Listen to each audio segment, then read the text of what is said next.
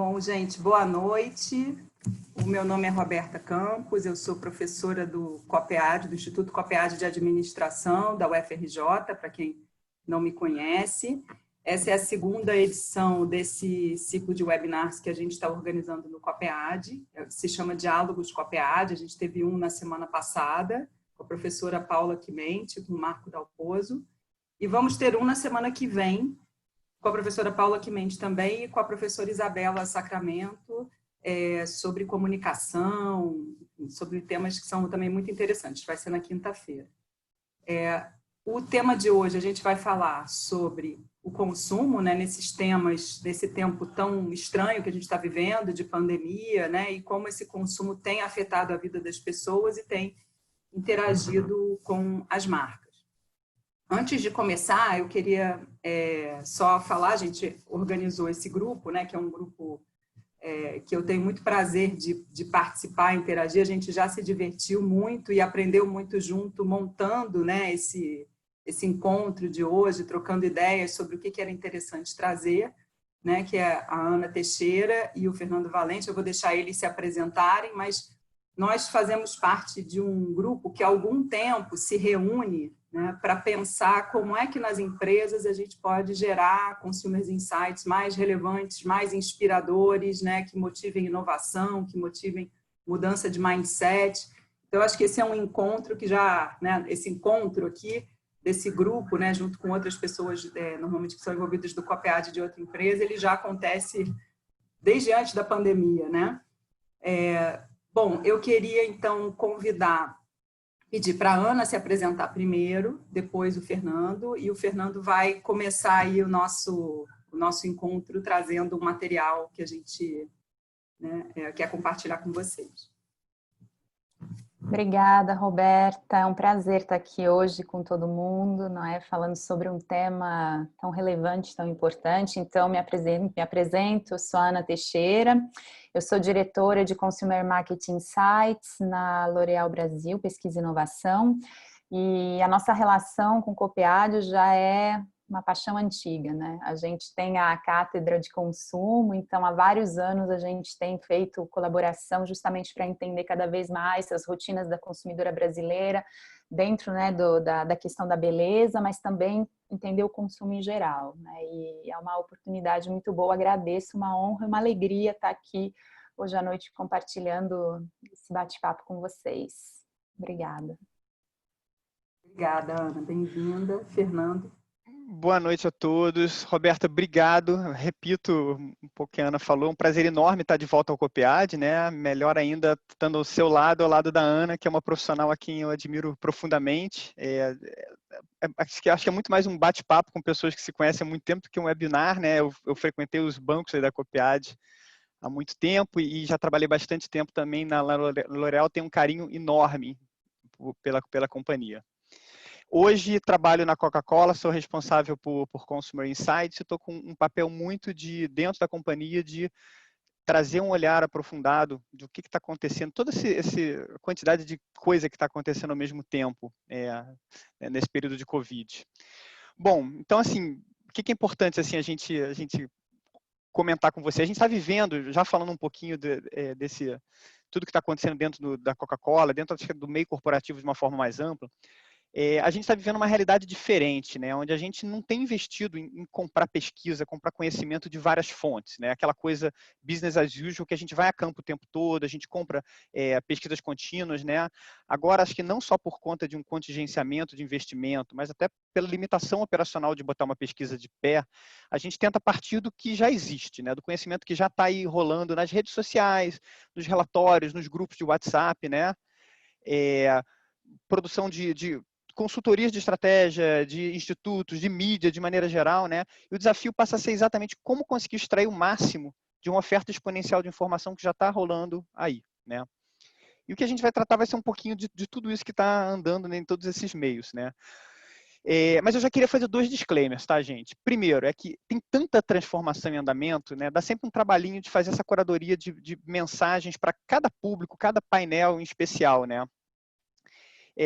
de modo que a gente não, ao mesmo tempo, não traga só o óbvio, né, que todo mundo chega e fala, putz, isso aqui eu já conheço, mas também a gente não quer ser muito técnico, muito específico, nichado dentro de uma outra indústria. Então, eu vou tentar construir uma narrativa onde a gente mostra aquelas coisas que todo mundo vai falar, uau, reconheço isso, que bom que vocês também estão apontando isso, né? Mas também a gente vai ter oportunidade no final de ter perguntas, explorar outros temas, né? O segundo disclaimer que eu já quero contar, assim, essa história de novo normal, na verdade não tem nada de novo, tá, gente? A gente brinca, é a aceleração e a intensificação de algumas mudanças que já estavam em andamento. Deixa eu botar aqui a minha tela, que aí a gente consegue seguir uma forma mais estruturada. Confirma, Roberta, Ana, vocês estão vendo? Tudo bem por aí? Sim, sim, estamos vendo. Maravilha. Então, seguindo. Bom, a gente assim tá muito questionando, né? Acho que todo mundo foi muito perguntado, as pessoas que trabalham com isso dentro de empresas, ou até curiosas, assim, putz, qual vai ser o legado de tudo isso, né? Como é que isso vai transformar a nossa indústria, a nossa vida, né? Então, o que a gente está vendo é que a gente está tendo uma aceleração muito forte, muito rápida das tendências atuais. Por quê? Porque essa pandemia ela tem uma capacidade, tem um potencial de transformar a realidade por conta de ter características únicas. Primeiro, uma propagação global, né? Não é só aqui, é em todos os lugares. A gente não tem uma previsão de cura ou de forma de atenuar a curtíssimo prazo, e a gente tem todas as nações e classes sendo afetadas. Claro, algumas mais, outras menos, mas é realmente uma pandemia, né? Tem esse impacto global. A gente vai trazer aqui dois olhares, duas lentes que são um pouquinho diferentes. Uma é a lente do impacto individual e outra do impacto corporativo, tá? Mas vamos começar falando do individual. Nós, como consumidores, né, pessoas. O que a gente já viu que está muito claro e talvez seja o maior aprendizado de tudo que a gente está vendo aqui? As rotinas, cada vez mais, elas estão sendo digitalizadas com a pandemia. Durante o isolamento, quase tudo digital. Inclusive, o fato da gente estar aqui em forma digital, ao invés de estar lá na Ilha do Fundão, é o fato por conta disso. Então, aqui vocês vão ver que tem muito que eu estou mostrando, muito do que eu estou mostrando tem gráficos para dar suporte. Eu não vou ter oportunidade, tempo de cobrir tudo isso, mas eu prometo depois eu compartilho o que pode ser compartilhado disso aqui para todo mundo que tiver acesso. A Roberta me ajuda depois com isso, né? Mas o que a gente vê é o seguinte: a gente tem muitas rotinas que ampliaram muito o peso no nosso dia a dia, né? Principalmente o que é digital, né? Mas isso não quer dizer que a gente deixou de fazer o não digital. O lazer indoor a gente vê como é muito importante, né? As rotinas diárias de cuidar da casa, preparar comida, tudo isso está muito forte. Quando a gente vê essa parte de trabalho e estudo, lembrando, isso aqui é uma média. Como muita gente não está trabalhando, então a gente tem um impacto muito grande da redução do tempo de trabalho, mesmo a gente estando numa realidade de home office. Mas a realidade é, quem está trabalhando, no fundo, a gente vê que as pessoas estão dedicando até mais tempo a isso, né? A gente vê uma quantidade muito grande de pessoas que começaram a fazer atividades online, seja desde a live até o online banking, até a meditação online, missa online, fazer uma consulta médica online. Isso tudo são coisas novas, né? Mesmo coisas assim que para a gente na classe A você fala, uau, isso aqui é muito online bank, eu já uso há 10 anos, né? Mas na verdade isso aqui, essa coisa toda da Caixa, de ter feito essa bancarização, né, de boa parte da população, isso é novo, tá, gente? Isso vai ser um legado que a gente vai ver permanecendo da pandemia.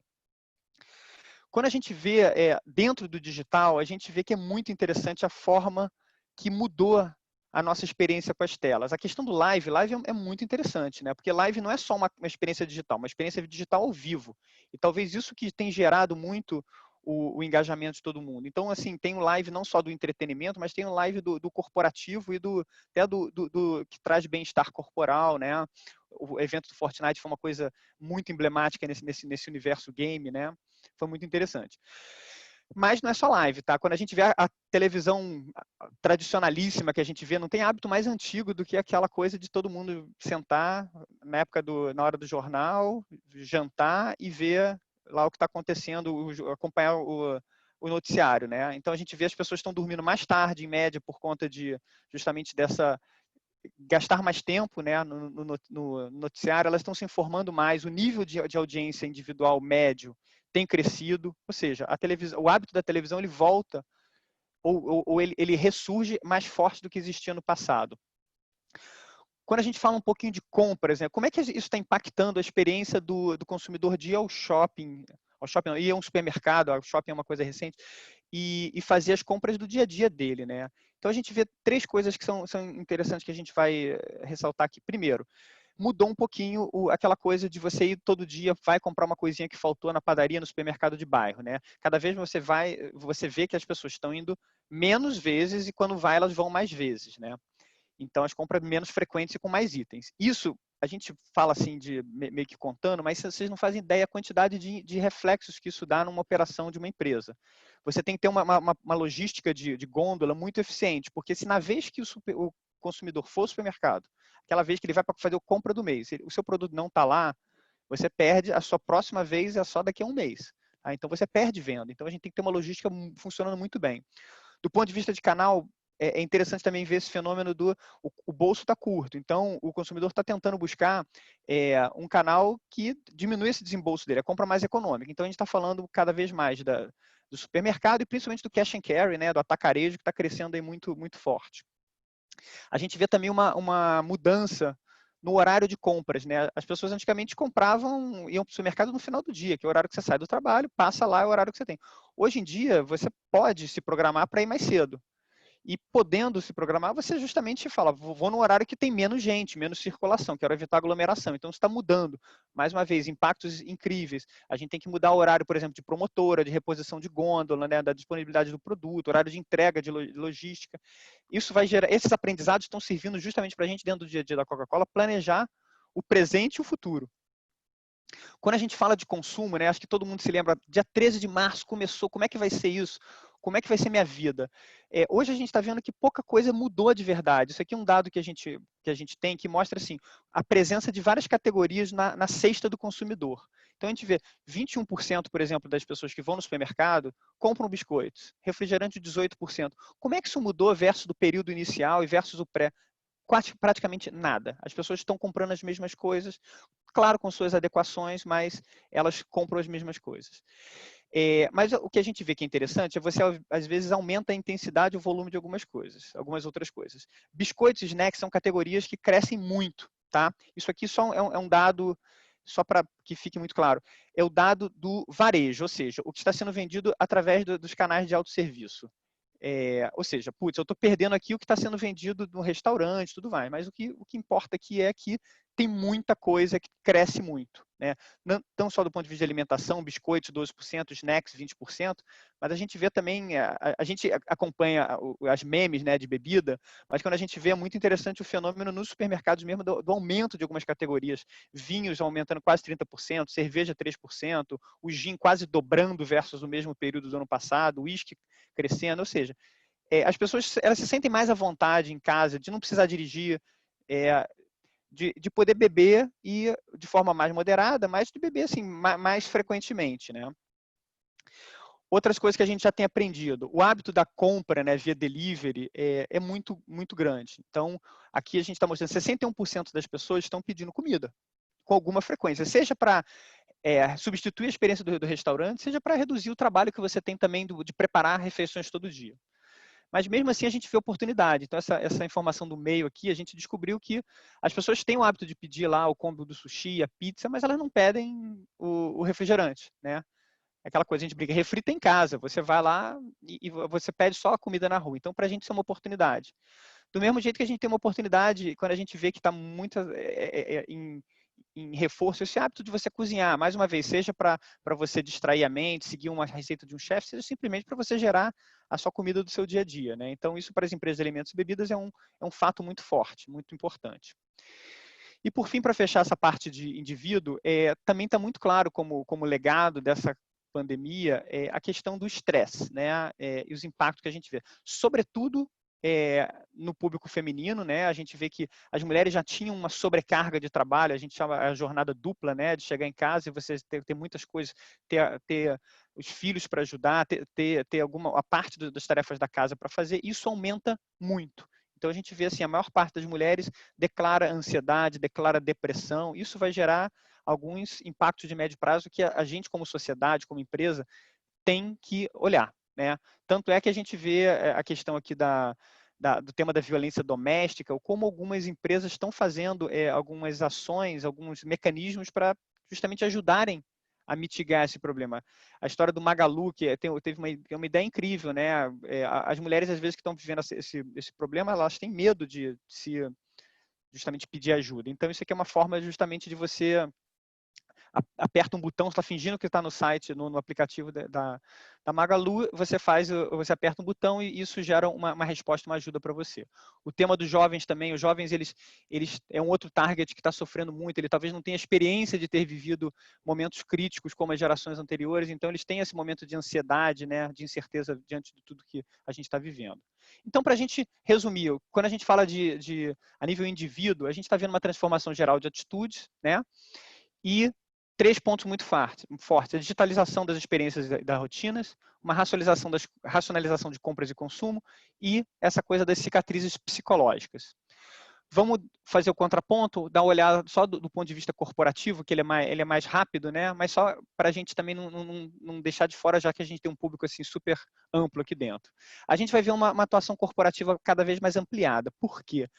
Esse momento de pandemia mostrou como é que o Brasil é ainda mais pobre, né, do que se imaginava. Né? Essa coisa da invisibilidade de 1/4 da população brasileira aos olhos do governo, a dificuldade de você ter acesso à água encanada para ter um mínimo de higiene, a dificuldade de você manter um ambiente para ter ensino online. A sociedade está vendo a fragilidade da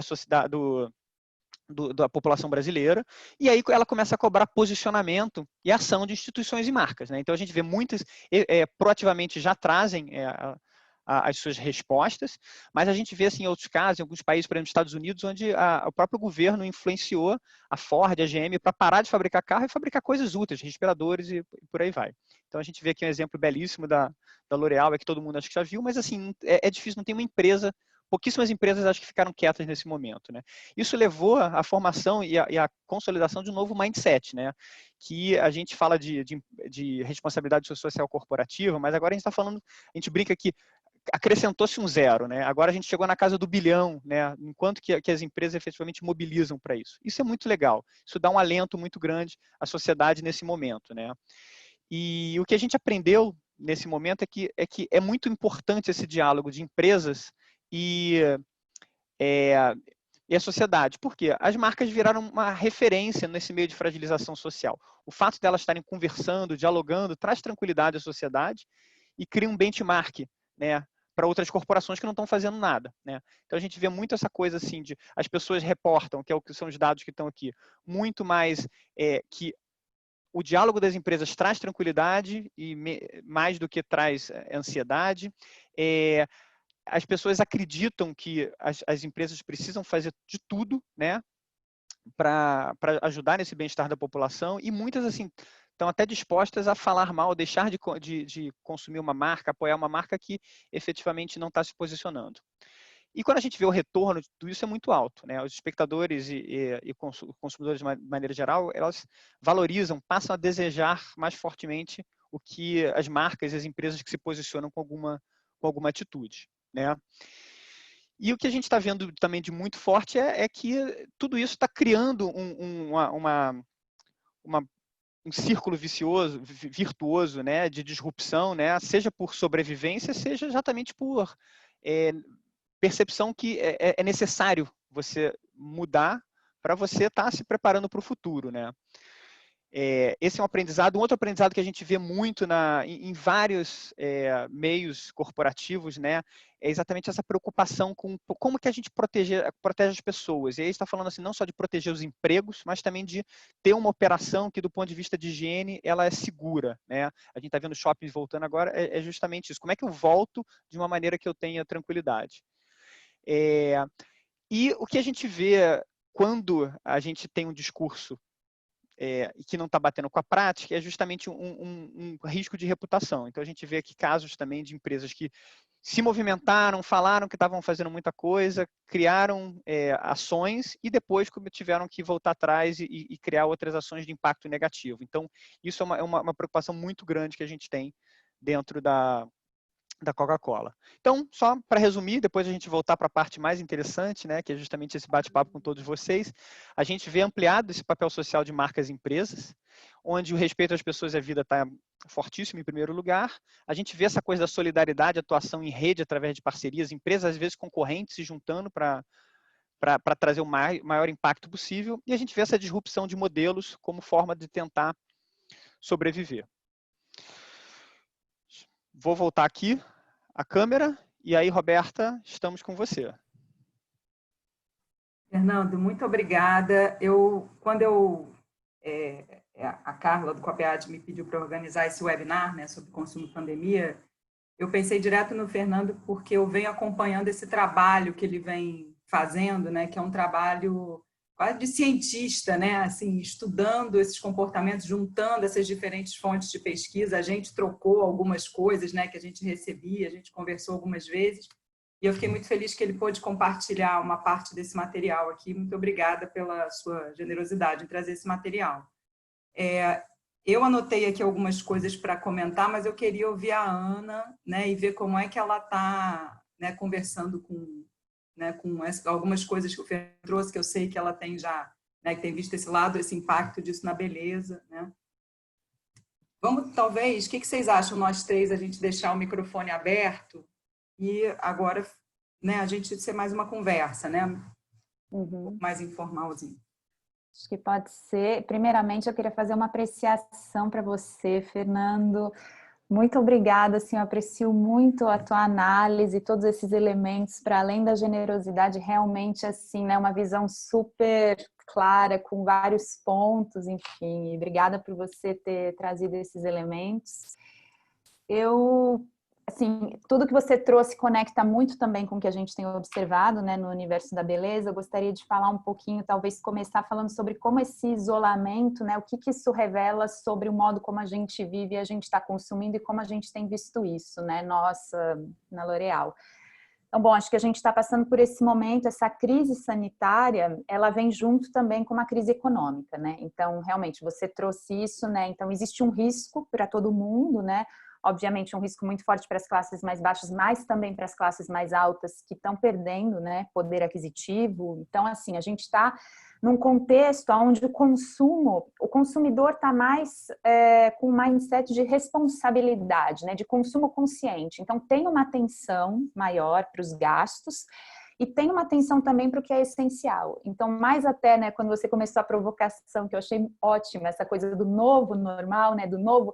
Na verdade, assim, não sei se a gente tem muita novidade, mas a gente tem uma ressignificação de muitas coisas, né? Porque o contexto muda. O que antes era, por exemplo, um serviço de delivery, que é uma praticidade, hoje se torna essencial. Então, assim, é realmente como é que, né, essa pandemia acaba trazendo novos padrões de comportamento, né, novos jeitos de se consumir. E as prioridades, claro, mudam, né? Então, assim, a gente vê, por exemplo, na questão ligada, né, higiene, saúde, um maior consumo de desinfetante, né? Então, assim, né, a gente teve depois daquela coisa do papel higiênico inexplicável, né, que aconteceu não só aqui no Brasil, mas no mundo todo. Mas, enfim, isso já é uma outra história. Mas, enfim, assim, isso coloca para a gente realmente, né, qual que é a parte do nosso negócio que se torna relevante nesse contexto, né? E aí, falando um pouquinho mais no detalhe de beleza, né, o que a gente observa? Pelas pessoas estarem mais dentro de casa, a gente viu que alguns rituais estão diminuindo a frequência. Então, as pessoas estão usando menos fragrância, perfume, porque não estão saindo tanto, a proteção solar, porque não tem mais a necessidade de se proteger, mesmo se o dermatologista fala que tem que se proteger mesmo dentro de casa, mas as pessoas estão mais relaxando.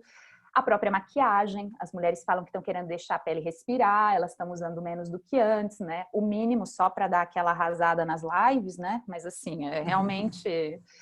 E manicure, até pela questão de fechamento de salão, né? Então, assim, a gente tem um impacto hoje, né? Que a gente vê, obviamente, em termos de serviço também, pelo fato do fechamento, né? Dos salões de beleza, o duty free também, né? Todas as vendas de aeroportos, tudo isso, sim, a gente vê uma diminuição muito grande nesses circuitos de distribuição, não é? De aeroportos, de salões. E a gente também vê alguns efeitos que a gente está, assim, as pessoas por estarem menos expostas socialmente, então, assim, diminui a frequência de lavagem dos cabelos, as mulheres estão usando menos produtos de finalização, Enfim, e obviamente um uso que foi de cara, né? Essa questão, categorias que aumentaram como álcool gel, né? Falei dos desinfetantes. E engraçado que também, junto com o álcool gel, também aumentou o volume de creme para as mãos, por exemplo, porque o uso, né, do álcool gel repetidamente acaba ressecando a pele, enfim. Então, assim, a gente vê de fato, né, que tem muitos comportamentos que estão aí. Acho que a grande questão que fica para a gente hoje é o que vai ficar de tudo isso. Uma vez que a gente não é sair do isolamento e que a gente voltar, o que desse volume de buscas, né, o online que realmente, né, aumentou também drasticamente, coloração a domicílio, que é uma coisa também que, né, junto com o fermento para bolo também, né, que tipo, a gente está fazendo mais bolo, está colorindo mais o cabelo em casa, enfim, luzes a domicílio, toda coisa, né, que você antigamente fazia fora, né, existe uma busca por como é que eu posso fazer isso em casa? E aí isso também leva a gente para essa coisa desse consumidor que quer saber como é que eu posso fazer, né? O maker, essa cultura maker também que começa a se desenvolver, né? E por fim, assim, na beleza até pensando, a gente também vê, eu não sei se todo mundo está familiarizado com isso, mas a gente vê a questão da transição capilar, né? A gente sabe que o Brasil é um país onde a gente tem muitos procedimentos de alisamento, as mulheres não estão podendo mais ir em salão, então algumas forçadas até pelo fechamento dos salões, não é? Pelo isolamento social ou pelos dois, estão assumindo mais os cachos. Então, uma das questões que a gente pode até ver assim, uma vez que no fim dessa pandemia, será que a gente vai ter mais mulher cacheada no Brasil?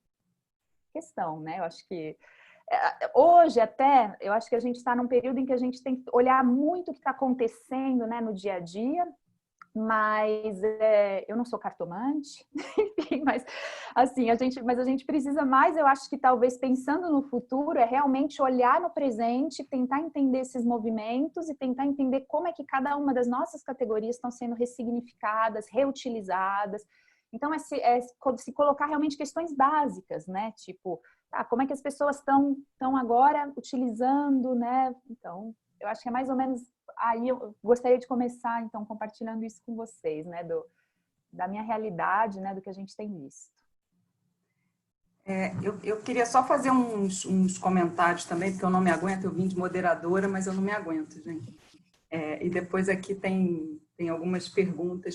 Eu queria pedir para o público em geral, a gente até botou no chat, mas para direcionar as perguntas para o Q&A, por favor, facilita para a gente, porque a gente não consegue acompanhar o chat. A gente deixa o chat para vocês se encontrarem, né, confraternizarem, mas ajuda mais a gente se vocês canalizarem para o Q&A. Uma coisa que eu estava conversando com a Ana e o Fernando, quando a gente começou a discutir assim, tem um novo normal ou não tem um novo normal, né?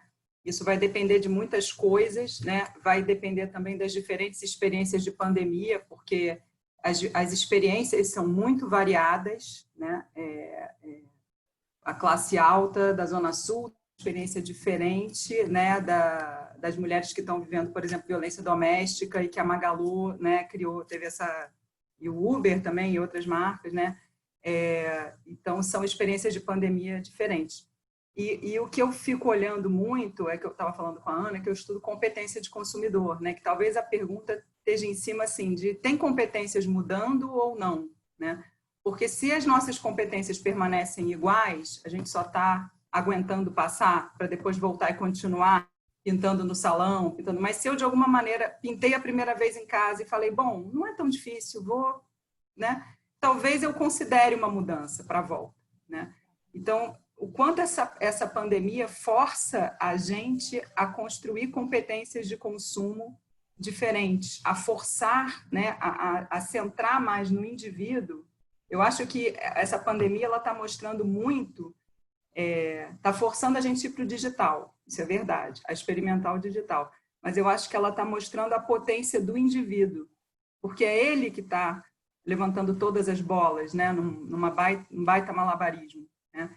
Então, o quanto esse indivíduo evolui pela sua matriz de competências, eu acho que isso vai definir também a diferença que ele vai ser como consumidor. Pelo menos eu tenho tido muito essas reflexões. A gente elencou uma série de temas, mas tem só duas perguntas, uma que passou aqui no chat que eu perdi, que é sobre E aí, gente, me desculpem, porque eu não estou conseguindo acompanhar o chat, mas que é sobre, deixa eu ver se foi redirecionado. Uma é sobre, Fernando, que eu acho que eu vou fazer vou ler a pergunta para todo mundo, e aí Fernando e Ana respondem quem tiver elementos, tá? Mas, assim, tem uma pergunta sobre se a questão do delivery, ela acaba não travando um pouco... o delivery segmenta e trava um pouco o público pelo fato de que nem todo mundo no Brasil, né, tem cartão de crédito, né? Nem todo mundo na população brasileira tem cartão de crédito. Também tem perguntas pedindo para a gente também tentar problematizar diferentes frentes, né, cortes sociais, enfim, são duas perguntas. E teve uma outra pergunta que rolou no chat, mas que eu não estou localizando, mas que fala sobre também como todos esses cuidados que a gente tem que ter com a prevenção do coronavírus vão mudar a forma como a gente distribui, vende, né, embala os produtos. Tá? Então, se vocês quiserem comentar sobre isso. Né? Bom, sobre a primeira, eu vou dar duas respostas em uma. Né? Esse conteúdo ele tem circulado em vários públicos diferentes, né? Mas a pergunta que sempre surge é: Fernando, isso aí que você tem mostrado, isso é a realidade da Zona Sul do Rio de Janeiro ou é a realidade do Brasil? E aí a primeira resposta que é padrão o que eu coloco aqui pode ter intensidades diferentes em determinada região, em determinada classe, mas eles são muito mais transversais. O fenômeno de live é um fenômeno que é mais forte no Nordeste, nas classes baixas, do que nas classes mais altas. O delivery, para dar aí a segunda resposta, a gente pensa no delivery muito naquele formato tradicional de iFood, Rappi e tal. Delivery é qualquer mecanismo onde você pede um produto que vai ser entregue em casa. A gente sabe hoje que um dos maiores facilitadores de delivery no Brasil é o WhatsApp do dono do botequim, ou então do dono do negócio. Então, ele pede para entregar em casa, ele pede às vezes na carrocinha do dogueiro que não está trabalhando na praça, mas está trabalhando em casa e continua fazendo isso. Então, assim, existem mecanismos muito universais de você dar acesso a algumas coisas. Só outro exemplo para fechar e depois deixa a Ana complementar. A gente fala, não, essa coisa do streaming, não, isso aqui é muito Zona Sul. Não, gente, a gente vê interessantíssimo. Às vezes, nas regiões de mais baixa renda, você tem um Netflix comunitário. Você tem uma assinatura que é dividida entre 4, 5 pessoas que moram perto, e aí você meio que combina, olha, gente, vou entrar aqui de meio-dia às 2, tá? Depois você entra que vai estar liberado. Então, de modo que a conta lá de R$25, você divide por 5 famílias e dá R$5 para cada um, não pesa.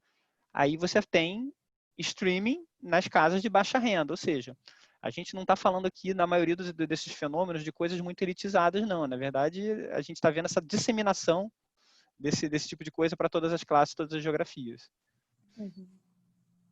Super, super assino embaixo, Fernando. Acho que só complementando assim, né, sobre essa questão do e-commerce, né, das compras online, dos deliveries, né, de fato, assim, a gente vê que essa crise potencializou, não é, esse canal de distribuição que já existia antes, não é? E a gente vê que isso, assim, é em todas as classes sociais. Eu acho que o que é interessante desse fenômeno, a gente está vendo assim uma transformação até maior do dinheiro, né? Porque assim é como se a economia tivesse se desmaterializando, né? Então assim as pessoas estão mesmo até evitando de usar o cash quando elas vão comprar, não é? Então assim elas estão comprando mais online. Essa questão da regionalização, isso é uma realidade do Brasil. Então, é claro que a gente vê que isso está presente um pouco em todas as regiões, mas é sobretudo no Sudeste, não é? Onde a gente tem a maior parte da população e é onde a gente também tem uma maior concentração de renda. Mas acho que assim, um dos pontos até que hoje que ainda é uma barreira para que realmente outras regiões possam, né, e outras áreas entrar um pouco mais nessa questão do e-commerce, além da confiança, que ainda existem assim alguns pontos de interrogação, né, com relação à segurança da compra online, tem essa questão do cartão, sim. Várias pessoas ainda não têm um cartão de crédito que possa justamente utilizar para fazer as compras, né? E, além disso, a gente também vive num país com dimensões continentais, então também tem uma questão logística, que eu acho que é o maior desafio, né? A partir do momento em que a gente não mora num grande centro urbano, numa grande cidade, a gente já vê também que a oferta em termos de delivery, enfim, ela é bem mais reduzida, não é? E com relação às lives, é até interessante, porque eu vi um artigo, acho que foi na época, época que era Deus me lives, né? Porque assim, gente, eu tenho uma amiga até que fala assim, gente do céu, daqui a pouco vai abrir a geladeira, vai sair uma live de lá, né? Porque é tanta live, né, gente? E claramente, assim, né?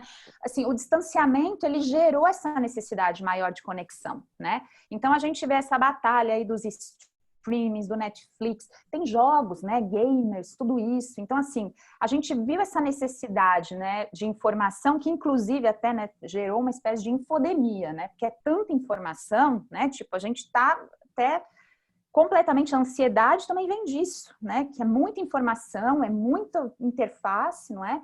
Mas além da informação, as lives também são um modo das pessoas se divertirem, né? Existe uma questão do tédio, né? Tipo, de você não poder sair, de você estar em casa. Então, como é que você faz para se divertir? Como é que você faz para compartilhar uma experiência com outros? Então, tem uma questão de confraternização também. Então, acho que tem muito essa coisa do estou em distanciamento, sim, mas não estou isolado. E a live, ela é um meio, né? Que permite às pessoas de guardar essa conexão. É de trocar, né, as opções de live.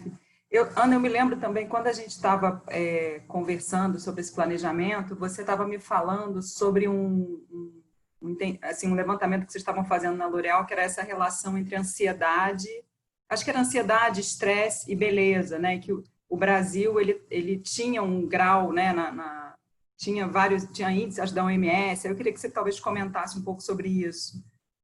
Sim. De fato, assim, essa questão do estresse e da ansiedade e como inimigo da beleza é um assunto que a gente já vem explorando até antes da pandemia, assim, né? A gente já vem de lá de trás e, assim, acho que foi em junho do ano passado, 2019, que saiu um ranking da OMS, onde o Brasil figura, acho que como o país mais ansioso do mundo, assim. Então, imagina, gente, antes da pandemia, agora, a gente já, acho que, né, enfim, passou todos, né? Então, assim, essa questão da ansiedade, ela já estava aparecendo, e aí quando a gente entrou nessa fase agora, né, em março da pandemia, a gente resolveu fazer uma pesquisa para ver quais são os sintomas de beleza que as pessoas associam, né, com relação a essa questão de estresse e ansiedade. E aí, bom, claramente, assim, a gente viu, por exemplo, né, para cabelo, existe uma ligação muito forte nas buscas na internet entre tudo que está correlacionado à queda de cabelo, à irritação do couro cabeludo, cabelos brancos. Teve um estudo de Harvard que foi feito agora recentemente lá, que mostrou que o estresse gera mais cabelos brancos, né? Então, assim, a gente vê isso claramente, muitos comentários, muita gente, expert, dermatologistas, mas também, né, consumidores falando sobre isso, né, nas redes. E para a pele também, né? Muitas questões ligadas à alergia, então a gente vê essa questão de ressecamento de pele, mas também problemas de pele, psoríasis, enfim, questões que estão muito ligadas, não é, a essa questão da beleza e da saúde, né? Essa interface dos dois, né? Então, essa questão assim, o que a gente está vendo, né, com relação a essa questão do estresse e da ansiedade, e o Fernando trouxe isso, né, com a questão das mulheres, e teve um artigo também no El País, né, que mostrou também que as mulheres estão sobrecarregadas. Tem um outro estudo de uma pessoa, da Samantha Brooks, do King's College em London, que falou sobre os efeitos da quarentena, não é? E assim, entre traumatismo, confusão, raiva, não é? A quarentena, ela gera uma exaustão nas pessoas, né? Porque as pessoas estão inflamadas, né? Bom, o planeta já estava inflamado, né, gente? Antes, a gente já estava, né, com essa coisa. Então, assim, eu acho que tudo isso, né, traz um estresse que, mesmo que ele não está ali consciente o tempo todo, ele está inconsciente e ele acaba trazendo uma ansiedade muito grande e que pode, em alguns casos, obviamente não em todos, mas está ligado a um consumo exagerado de álcool, de drogas, aos abusos, entendeu? A condutas justamente para aliviar um pouco, não é? Essa pressão, porque a pandemia, ela gera isso, uma insegurança, não é? E isso altera também o sistema nervoso e como a gente percebe as ameaças. Então, assim, existe muito medo, existe muita nervosidade, tristeza, culpa. Quem tem criança em casa, não é? Sabe como que é? As crianças, enfim, é difícil. Como é que você vai explicar para uma criança de 3 anos que ela não pode descer no parquinho, né? Você vai falar, olha, filha, estamos vivendo uma pandemia. Enfim, é muito difícil, né? Para os adultos, para as crianças. E tem muitos estudos, inclusive, que estão falando sobre a pós-quarentena, né? Como é que vai ser essa volta? Porque muita gente está falando sobre questões dos comportamentos. A gente vai ter que aprender a se aglutinar de novo, né? Provavelmente vão ter comportamentos de evitamento, as pessoas vão começar a evitar as multidões, vai ter a questão da lavagem compulsiva das mãos, o medo de infecção, né? Enfim, entre mulheres com crianças, pessoas com crianças, enfim, né? Então, assim, existem muitas questões que eu acho que vão ainda, não é, perdurar por aí, não é? E para além disso, né, tem todo esse estresse ligado à questão econômica que a gente falou. Então, né, medo de perder emprego, medo que meu salário diminua, medo que o negócio, ter que fechar um negócio. A gente não pode esquecer que, assim, no Brasil a gente tem uma maior parte da população na classe C que é extremamente vulnerável, não é? Então, assim, existe muito essa preocupação. Em paralelo a isso, né, eu acho que é até interessante, porque a gente vê uma busca cada vez maior por mindfulness, né, as pessoas, né, os aplicativos. Então, assim, existem também, né, as pessoas estão se voltando para a busca de respostas que permitam guardar uma certa imunidade psicológica, né, tipo, tentar realmente se manter numa situação calma enquanto esse período passa.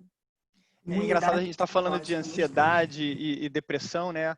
Como é que hoje, dentro de um ambiente corporativo, você está discutindo esse tema? Você está vendo empresas justamente trazendo respostas, mas é impressionante como consequência dessa ansiedade e da depressão, você vê assim, variações muito bruscas em várias categorias. Dentro da Coca-Cola, a gente está discutindo muito, tipo, como é que vão mudar os padrões de alimentação a partir de tudo que a gente está vivendo? Então, a gente vê, nossa, acho que não existe preto e branco. Eu acho que existe, cada um está entre dois polos a cada momento do dia e a cada dia diferente. Então, tem um momento que você fala assim, não, eu quero ter uma alimentação mega saudável para proteger a minha imunidade, afinal de contas, a gente está vivendo numa situação de risco de saúde pública. Então, eu vou ter uma alimentação saudável. Putz, mas ao mesmo tempo eu preciso, no final da tarde, comer um bolo com Nutella, aquela coisa indulgência, para me sentir feliz, que eu não aguento mais essa coisa de ficar confinado. Então, a gente vai oscilando entre esses dois lados, né? E essa adoção de novos comportamentos, novos hábitos, é justamente o reflexo dessa tensão, né, que a gente está vivendo, né, dessa sensação às vezes, de tédio, né, de você buscar algo diferente. Eu acho, Fernanda, que os dados que você trouxe mostraram uma coisa muito interessante, porque é uma coisa muito fácil, assim. Claro, eu não estou falando do público mega vulnerável que perdeu o emprego e que realmente está numa situação de, às vezes, não ter o que comer, né? Mas as pessoas que estão quarentenadas e que até tiveram uma redução de renda, né, tem uma priorização no supermercado, como você mostrou com uma parte dos dados, né, uma priorização do essencial, né? Então, eu vou focar no supermercado, meu gasto, vou tentar reduzir né, o uso com coisas que talvez não sejam consideradas essenciais. Mas, dado que também é um momento, né, extremamente ansiogênico, né, o quanto não se torna essencial também o bolo de tarde, porque ele é um mecanismo para você aguentar, passar o que a gente está passando, né, construir essa imunidade psicológica aí que a Ana falou. Então, ele se torna essencial, né, nesse sentido. Essa indulgência, ela torna um pouco um recurso de sobrevivência. Então, acho que só para a gente também não ser tão... tomar cuidado, não estou dizendo que vocês dois não, estou dizendo de uma maneira geral, né, eu acho que é muito fácil a gente olhar, pandemia, perda de emprego, não sei o que, vai todo mundo para a base da pirâmide de Maslow, né? Não dá, porque tem elementos que também fazem parte dessa sobrevivência, que tem a ver com uma manutenção de uma dimensão de humanidade, né? Da gente se sentir não só sobrevivendo, mas se sentir minimamente vivendo. Então, eu vou ver o Casa de Papel do Netflix compartilhado com todos os meus vizinhos, né? Como o Fernando estava contando, né? Esse compartilhamento de conta de Netflix. Quer dizer, eu vou dar soluções. O YouTube, eu acho que é uma plataforma que ajuda muito nisso, né? Mas também tem que ter mecanismos, né, de experiência de prazer e de humanidade para que a gente consiga passar por isso, né? Por mais que a gente esteja numa situação de redução da renda. Gente, são várias perguntas interessantes em várias direções, e eu tenho várias coisas também que eu acho interessante da gente conversar. Uma coisa que eu queria colocar para vocês são duas direções aqui. Primeiro talvez a gente falar dos novos significados que estão surgindo, novos significados da família, novos significados, né, das reuniões familiares. Mas uma coisa que está me chamando muita atenção é essa mistura do íntimo e do público, né? Da gente ver a casa uns dos outros, da gente... Um terço das pessoas, eu estava vendo num relatório de pesquisa, acho que da Locomotiva, foi para o online, né, como trabalho. Um terço da população, né, que permanece empregada passou a trabalhar de casa e foi o online. E o online jogou para todo mundo a intimidade de todos nós, né? Criança que entra no meio da live, é cachorro que late, é você escondendo, arrumando um cantinho da sua casa que você pode mostrar, mas, de certa maneira, de repente, o mundo tem que se haver um pouco com a intimidade da sua domesticidade, né? E com o fato de que você também precisa fazer o almoço, lavar a louça, porque está tudo ao mesmo tempo agora para você, né?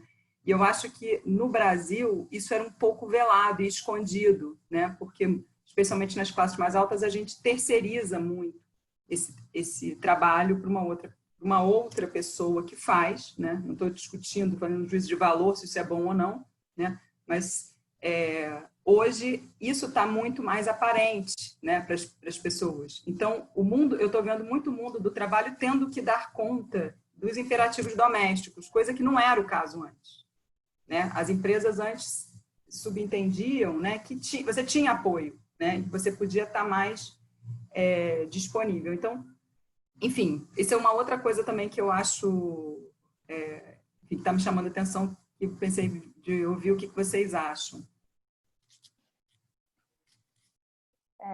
Eu posso começar, talvez, assim, pensando nessa questão da casa, né, dos novos significados, de fato, né, a gente vê que é um espaço que tem que ser realmente repensado, né, porque é como se a empresa invadisse a casa, né, então, assim, esse modo on-off que a gente tinha antes, até pelo tempo de trajeto, né, para ir, que às vezes era um tempo até que você utilizava para fazer, no meu caso, ouvir algumas coisas, passar telefonemas, né, já não existe mais, né, porque é da cozinha para o quarto, né, e para a sala. Então, assim, tudo isso eu acho que traz uma questão realmente de como pensar o espaço, né, e o tempo de lazer, o tempo do trabalho. É como se a gente tivesse que, dentro da casa, refazer um mapa, né? E eu acho que isso também leva a gente, o fato de ficar mais tempo em casa, a se perguntar, putz, o que eu mudaria na minha cozinha? O que eu mudaria na minha sala? O que eu mudaria, né? Porque é realmente viver o mesmo espaço, mas de um modo completamente diferente, não é?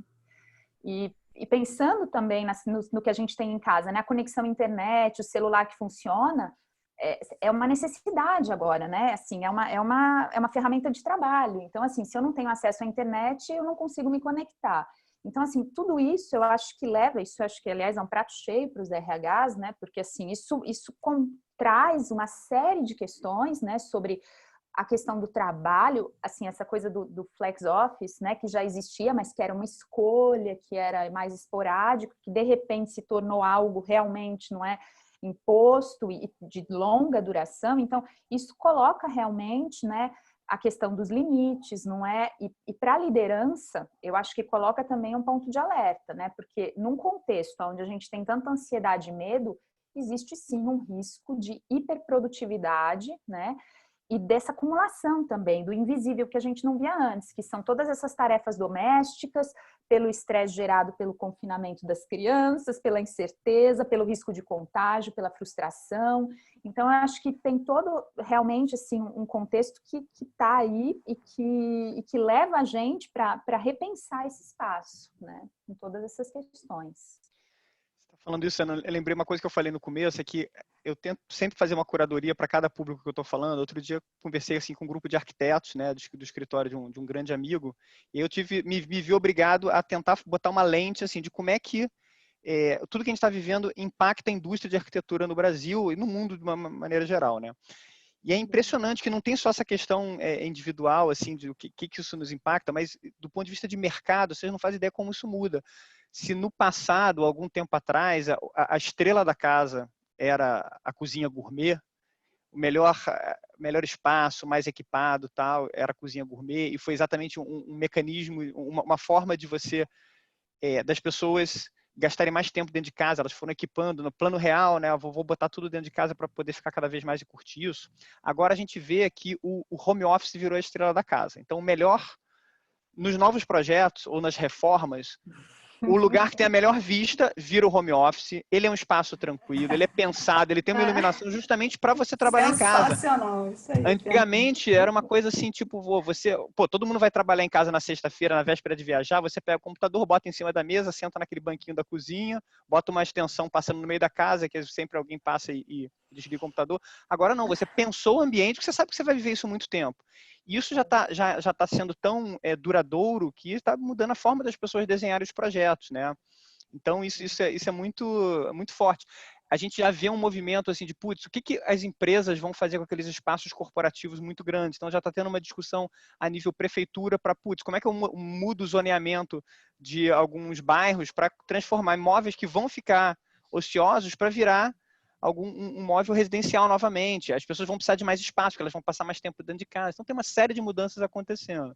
Porque eu acho também que a gente foi forçado em vários setores a perder o medo do digital, né? Eu acho que tinham muitos setores que diziam assim, bom, o digital ele é legal, ele é importante, ele é o futuro, ele é a nova fronteira, mas vamos pensar com calma como a gente entra lá, né? E aí, de repente, vem uma pandemia e joga a nossa vida toda no digital, né? Na marra. E aí a gente tem que... Bom, aí a gente começa a ver que dá certo. Não, dá certo. A gente deu certo. Eu acho que assim, o digital também está mostrando que o humano está fazendo falta né, nas escolas. Eu acho que todo mundo está com saudade dos professores, dos filhos, e as crianças estão com saudade de encontrar os colegas, assim como eu estou com saudade de encontrar também meus alunos. Mas eu acho que a gente foi jogado na piscina e está vendo isso, né? Que é possível, e aí as coisas vão ser reinventadas, como eu acho que o Fernando colocou tão bem, né?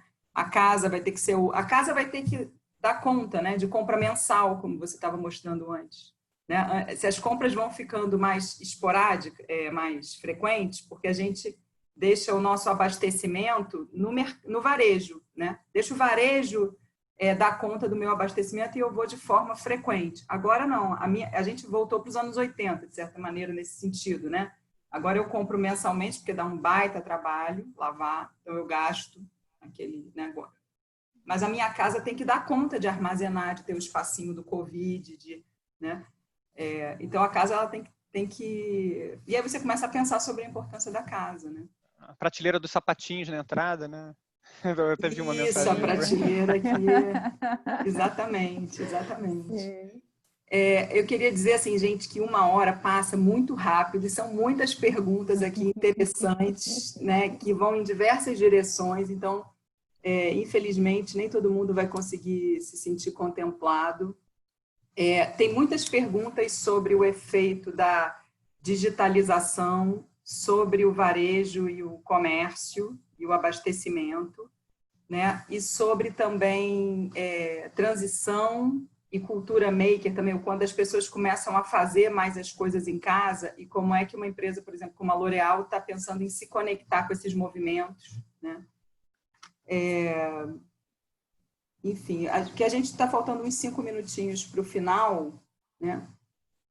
Eu posso ler alguns desses comentários, talvez a gente possa ler algumas dessas perguntas aqui, né? Por exemplo, essa, Ana, a L'Oréal estará contribuindo ou pensa em contribuir mais diretamente para essa cultura maker de cuidados em casa, né? Para esses cuidados que são feitos em casa. Esse movimento maker até é um movimento que a gente já tem observado há muito tempo, né? E que tem crescido assim muito no Brasil. Nos últimos 5 anos a gente tem observado realmente muito. Então não é uma coisa que assim a gente vai começar a olhar, né? A gente já está olhando há um certo tempo e a gente já está justamente vendo como é que a gente consegue, não é? Primeiramente, né? Entender o que está motivando essas pessoas, né? O que está por trás disso. Então eu acho que é algo que dentro das tendências, não é, que a gente olha, dentro das tendências de beleza, é algo que é muito importante, que é super relevante e que, de fato, assim, eu acho que como digital, que aquela imagem, me veio a imagem quando você estava falando, Roberta, né? A gente estava meio ali na beirada da piscina, meio vendo, ai, a água tá quente, tá fria, vou, não vou, e de repente chega alguém atrás e empurra, você vai, né? Não tem mais escolha. Não tem. E eu acho que é um pouco essa imagem também, assim, algumas coisas a gente também estava, obviamente, a gente tem visto, acompanhado o crescimento, né? Mas essas coisas estão sendo, né?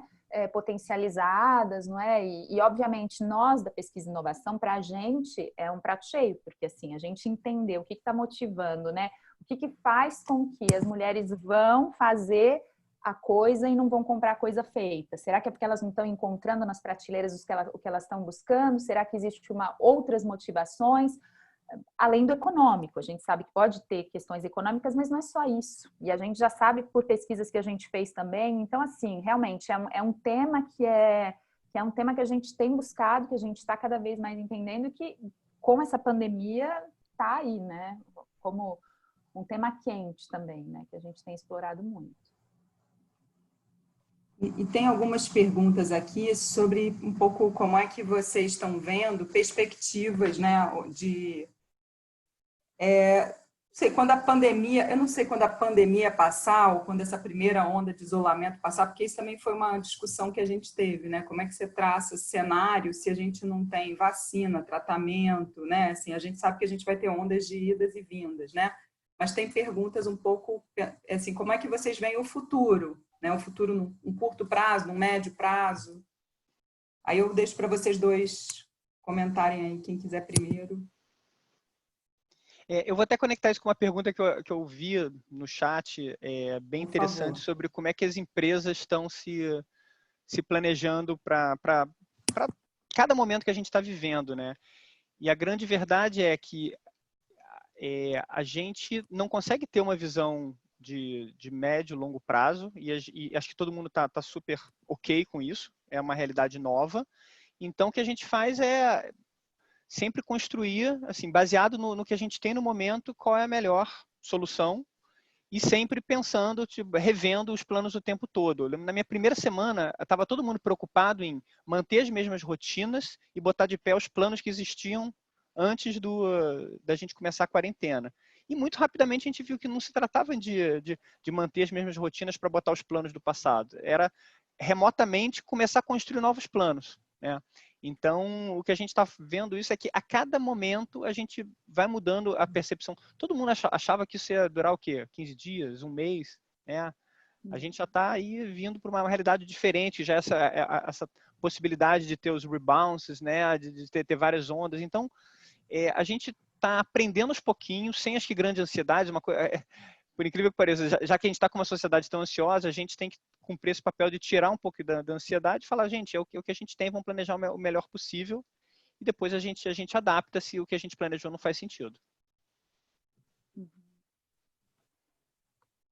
Eu super concordo também, Fernando, com o que você trouxe. Eu acho que hoje, né, mais do que prever o futuro, a gente tem que realmente pensar em cenários, né? Cenários possíveis, então desenhar esses cenários, mas realmente estar disposto e sobretudo, tá ancorado no presente. Talvez o futuro do futuro seja o presente, né? A gente realmente está ali observando o que está acontecendo, reagindo, não é?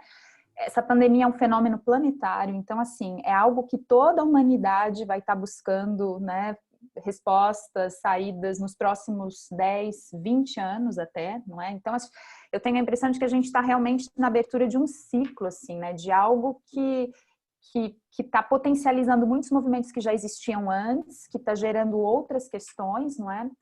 Eu diria que, assim, para a gente, né, existem dois destaques assim que eu acho que aparecem. Uma delas é essa questão do consumo com consciência, né, que eu acho que realmente a pandemia foi assim, o piloto automático quebrou, né? Então, assim, de repente a gente tem que cortar o supérfluo, a gente tem que, né, buscar sentidos. Faz sentido o que eu estou consumindo? Então, acho que assim, essa é o choque, né, da pandemia, ele traz realmente essa questão.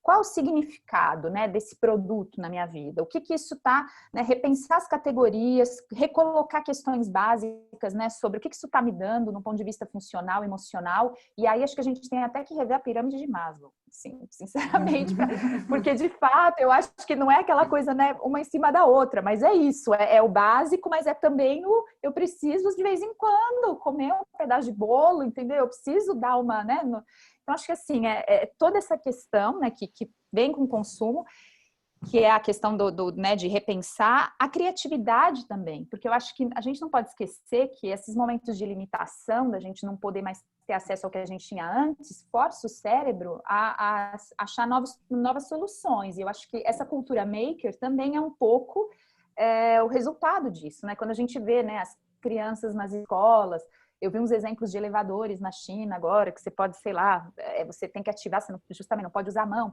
por questões higiênicas. Então, acho que esse momento também de limitação, né, e de muita... Ele acaba criando, né, um mecanismo de pensar coisas novas, não é? Então, acho que, assim, do lado do consumo tem essa coisa, a consciência, né, o essencial, ao mesmo tempo a criatividade, e eu acho que tem também o papel das marcas, que o Fernando trouxe, que a gente falou, e de fato, a gente está entrando numa era em que assim, as pessoas esperam mais das marcas do que simplesmente vender produtos, né? É a solidariedade, é a doação, é o engajamento, né? É uma liderança. A gente está passando por uma crise, então assim, a gente espera das marcas uma postura mais ativista mesmo, né? De hipercolaboração. Então, assim, eu acho que isso para a gente também é uma coisa chave. E assim, pensando até nesse novo normal, né? Ainda, né? Para quem é esse novo normal? Eu acho que a gente tem um desafio maior, que eu vejo que é um desafio da gente sair do medo. A gente ainda tá, a ansiedade e o medo, né? Elas geram essa necessidade do controle, né? E geram um conservadorismo também. E aí, né, o medo ele paralisa, né? O George Forbes fala, né? O medo é isopor. É um pouco isso. O medo te deixa completamente travado. Então, como é que a gente consegue nesse momento que é tão difícil, que é doloroso, que é um momento, né? Mas como é que a gente consegue meio que transmutar e ir para o lugar, né, da prototipagem, de inventar soluções, sem esquecer, obviamente, né, sem fechar os olhos para tudo que está acontecendo, estando presente, mas ao mesmo tempo, não guardar essa coisa da criação e da invenção e não ficar ali encapsulado, né, nessa coisa do conservadorismo, de um lado reacionário, porque eu acho que isso também, a gente está vivendo uma era de radicalismos, né, assim, entre muitas coisas que estão acontecendo, né? A gente vê que pela primeira vez, né, desde a Segunda Guerra Mundial, o CO2 nas cidades diminuiu. Então, assim, tem coisas acontecendo, não sei, boas, no sentido de que se a gente for pensar, né, até de uma lógica meio taoísta, né, chinesa, né, tem sempre mas é assim, como é que a gente faz para, obviamente, não fechar os olhos para o que está acontecendo, mas ao mesmo tempo também não fechar os olhos e as portas para a inovação, né? E para o desejo de ir para frente, né? É uma oportunidade para a gente também se sensibilizar com várias questões que já estavam ali, né? Antes, e que agora se tornaram mais importantes, né? Essenciais mesmo. Muito bom. Depois com essa fala da Ana, né? Eu ia fazer uma fala assim de fechamento, que era que a Ana não sabia, que era assim, então o que vocês acham que é o papel das marcas nesse momento, entendeu? Aí a Ana já esvaziou a minha pergunta, né? Mas que era o objeto, graças a Deus, mas é porque a gente também já são 7h15, então é ótimo que a gente tem que ir mesmo encerrando. Aí eu queria então só dar a oportunidade do Fernando fazer um fechamento, uma reflexão final, porque eu acho que a Ana já foi, assim, coroou, né? E para a gente encerrar, infelizmente, alguém falou aqui 1 hora foi pouco, gente, realmente. Vamos, Fernando. Super, nossa, se combinasse não seria melhor, porque no fundo é o assunto que eu estou mais assim interessado hoje, né? Não só marcas, empresas, elas vão ter cada vez um papel maior. Tem uma coisa que eu lembro, acho que até era o Everardo que contou, eu não lembro exatamente, mas era uma história que era a discussão entre o executivo e o índio, que o índio perguntou, mas por que vocês trabalham tanto? Não, eu estou trabalhando o máximo, porque para depois eu ter uma vida tranquila. Aí o índio perguntou, mas por que você não já tem isso desde agora e você tem uma vida mais tranquila? Então, eu acredito que essa coisa a gente vai ver agora a sustentabilidade, né, o conjunto guarda-chuva da sustentabilidade, seja ambiental, seja ético, seja social, muito fortalecido, porque as empresas acho que vão ter menos essa coisa que a gente está vendo agora de fundação Bill e Melinda Gates, todas essas fundações, o que acontece? Essas pessoas ganharam bilhões no começo de carreira, e aí agora, depois, falaram, putz, beleza, agora que eu ganhei todos esses bilhões, eu vou pegar isso aqui e vou investir em filantropia, na cura de não sei o quê. Ao invés de ter essa coisa tão desordenada, eu vou antecipar. As empresas já vão dar essa contrapartida à sociedade agora, porque as empresas estão vendo que a sociedade como um todo, o meio ambiente como um todo, é muito frágil. E se você tem um impacto como esse, que fecha o pequeno empresário, que deixa os pequenos consumidores sem renda, isso depois volta para todos nós, né? Então, acho que a gente aprendeu a partir do que a gente está vendo da fragilidade e está vendo que o papel das empresas é cada vez mais ampliado, né? Justamente para não esperar para fazer depois. A gente já pode fazer agora. Então, eu espero que isso seja, até acho que é um ótimo ponto de vista para alguns outros webinars, mas esse eu quero ficar quietinho só assistindo. Deixa a oportunidade para vocês, Roberta.